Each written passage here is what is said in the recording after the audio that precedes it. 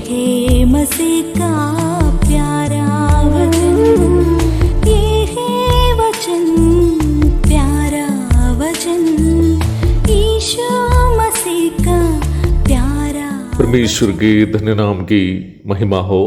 प्रभात मनन के सत्र 1766 में आप सभी का बहुत ही विनम्रता के साथ स्वागत करता हूँ। आइए आज के मनन के लिए हम पढ़ते हैं इब्रानी अध्याय 1 पद 7 और 8। और स्वर्गदूतों के विषय में ये कहता है, वो अपने दूतों को पवन और अपने सेवकों को धधकती आग बनाता है। परंतु पुत्र के विषय में कहता है, हे परमेश्वर, तेरा सिंहासन युगानुयुग रहेगा, तेरे राज्य का राजदंड न्याय का राजदंड है। प्रभात मनन के बीते सत्र में हम इस बात को देख चुके हैं कि प्रभु यीशु मसीह जो परमेश्वर के अस्तित्व में दूसरा व्यक्तित्व है, स्वर्गदूतों की भी आराधना स्वीकार करने वाला है। प्रारंभ में पढ़ी गई पद में लेखक परमेश्वर के स्वर्गदूतों के संबंध में कुछ जानकारी हमारे साथ बांट रहा है। वो अपने दूतों को पवन और अपने सेवकों को धधकती आग बनाता है। ये प्रस्ताव लेखक स्वयं बताने वाला प्रस्ताव नहीं है, बल्कि भजन 104 की 4 को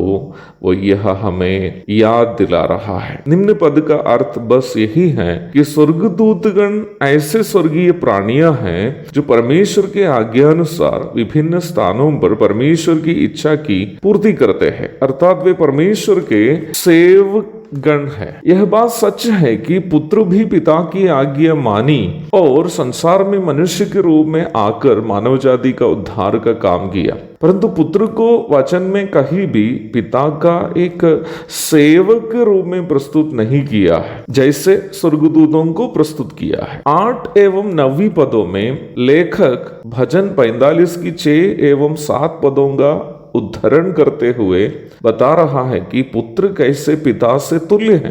8वीं आयत में पुत्र को परमेश्वर करके संबोधित करने के द्वारा पिता से पुत्र को तुल्य स्थानीय के रूप में प्रस्तुत कर रहा है। पुत्र का सिंहासन को युगानुयुग रहने वाला सिंहासन के रूप में प्रस्तुत करने के द्वारा लेखक ये समझा रहा है कि पुराना नियम के अनुसार पुत्र भी सनातन काल का व्यक्तित्व है, जैसे पिता और पवित्र आत्मा है। पुत्र का राजदंड को न्याय का राजदंड के रूप में इसलिए परामर्श किया कि लेखक हमें यह समझाना चाहता है कि पुत्र जगत का न्याय करने वाला है। यूहन्ना अध्याय 5 पद 22 और 27, थिस्सलुनीकियों की दूसरी पत्री अध्याय 1 पद 6 से 9 तक। यह बात सच है कि पुत्र ने अपने आप को स्वर्गदूतों से भी, जिन्हें परमेश्वर के आदेशानुसार परमेश्वर के आदेश को लागू करने की क्षमता है, नीचा किया अपने आप को और धरती पर आकर एक हीन इंसान के समान सबसे दयनीय तथा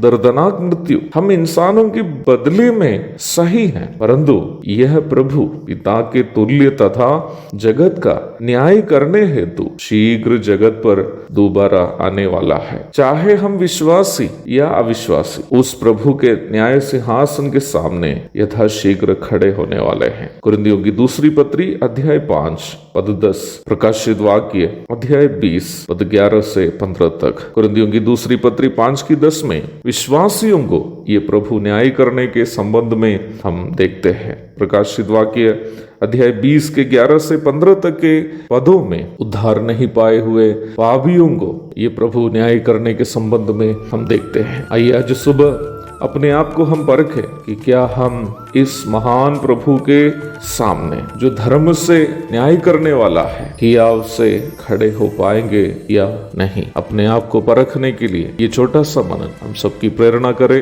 प्रभु के धन्य नाम की महिमा हो। आमीन। मारानाथा।